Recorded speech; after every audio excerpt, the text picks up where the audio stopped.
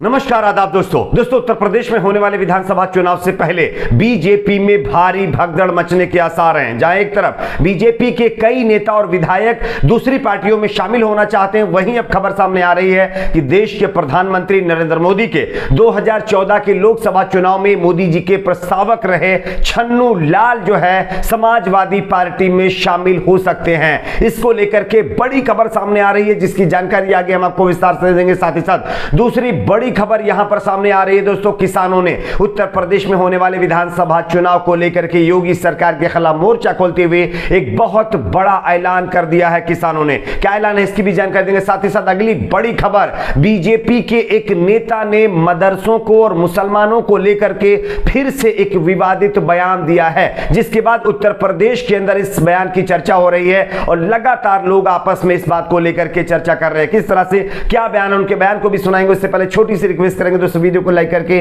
ज्यादा से ज्यादा शेयर करिए ताकि यह खबर दूसरे लोगों तक भी पहुंचे, और चैनल को सब्सक्राइब करके बेल आइकन को जरूर प्रेस कर लीजिए। बात करते हैं पहली और बड़ी खबर की। जैसा कि आप सभी जानते होंगे, उत्तर प्रदेश में होने वाले विधानसभा चुनाव बहुत करीब हैं। विधानसभा चुनाव से पहले बीजेपी खुद अपने 30% से ज्यादा विधायकों के टिकट काट सकती है, लेकिन उससे पहले ही कई बीजेपी के नेता पार्टी छोड़ चुके हैं और अब बीजेपी के कई विधायक पार्टी से इस्तीफा देने की कगार पर पहुंच गए हैं। लेकिन इस बीच खबर सामने यह आ रही है कि देश के प्रधानमंत्री नरेंद्र मोदी के 2014 के लोकसभा चुनाव जितवाने वाले और उनके प्रस्तावक रहे प्रधानमंत्री नरेंद्र मोदी के बहुत करीबी शख्स छन्नू लाल जो है अब बीजेपी से किनारा करने वाले हैं। आपको हम खबर दिखा रहे, देख सकते हैं। देश के मशहूर शास्त्रीय गायक पंडित छन्नू लाल मिश्र पद्म भूषण पुरस्कार से सम्मानित 2014 में नरेंद्र मोदी जी के वाराणसी से चुनाव लड़ने पहुंचे थे, तो छन्नू लाल मिश्र ही उनके प्रस्तावक बने थे और मोदी जी के प्रस्तावक छन्नू लाल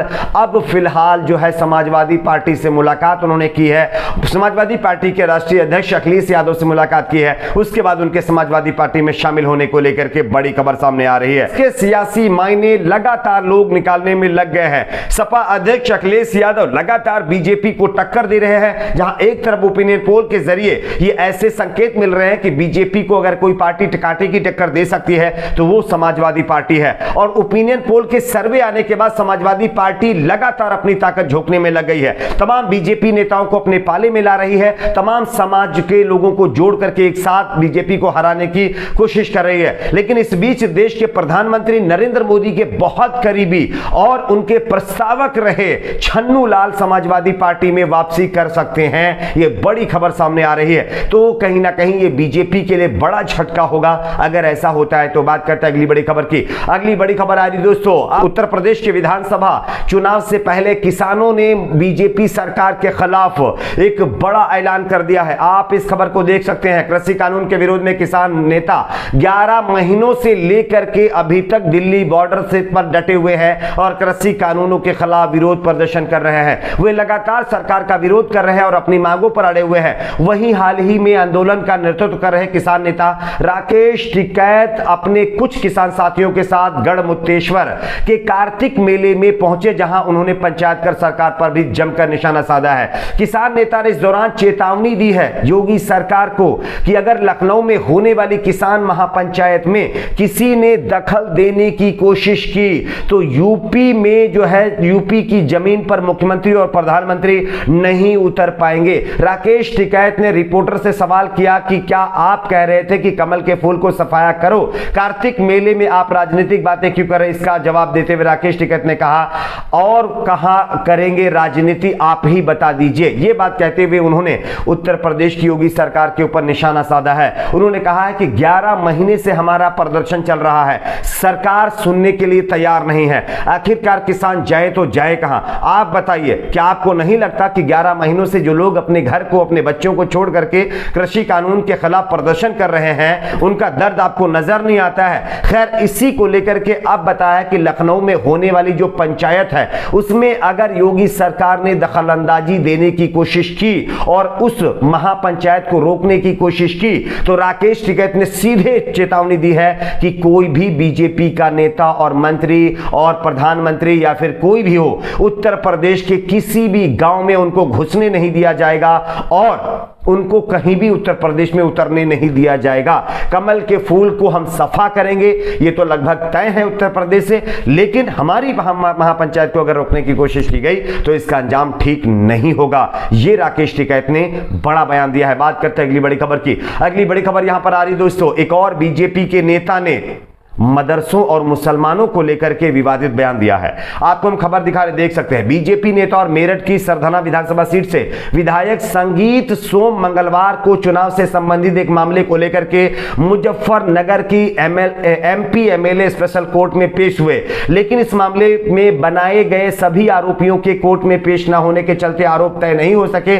लेकिन अगली सुनवाई इस पर 26 नवंबर को की जाएगी। लेकिन इसी पेशी पर गए संगीत सोम ने एक और विवादित बयान दे दिया है। दोस्तों आप इस खबर को देख सकते हैं। संगीत सोम ने कहा है कि उत्तर प्रदेश में जो मदरसे हैं, मदरसों की जो है शिक्षा नहीं होती मदरसों के अंदर, वहां पर लालच दे करके धर्म परिवर्तन कराया जाता है और मदरसों के अंदर आतंकवाद की पढ़ाई करवाई जाती है। ये बीजेपी के नेता बयान दे रहे हैं।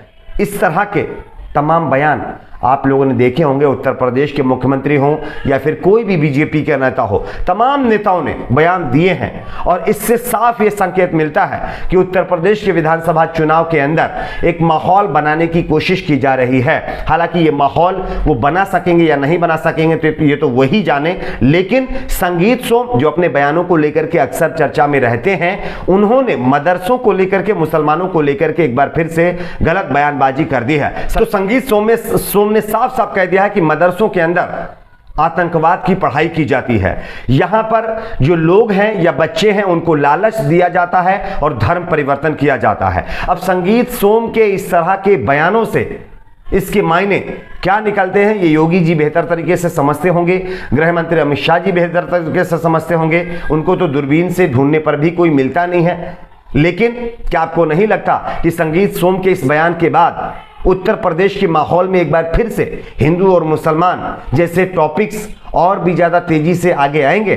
क्या इससे देश का माहौल खराब नहीं होता है? क्या इससे दो समाज के बीच नफरत पैदा नहीं होती है? यह एक बहुत बड़ा सवाल है। लेकिन अगर आज बीजेपी से आप इन मामलों पर सवाल करेंगे तो आपको सीधे एंटी नेशनल करार दे दिया जाएगा। सीधे तौर पर आपको यह कह दिया जाएगा यह शख्स एंटी नेशनल है। साथ ही साथ संगीत सोम ने वसीम रिजवी के समर्थन में भी बयान दिया है। उन्होंने वसीम रिजवी को लेकर के कहा है कि उनका बहुत बहुत स्वागत है। इतना ही नहीं, संगीत सोम ने कहा कि बहुत से मदरसों में आतंकवाद की शिक्षा दी जाती है और इसको एक्सपोज करने के लिए वसीम रिजवी जैसे लोगों की जरूरत है।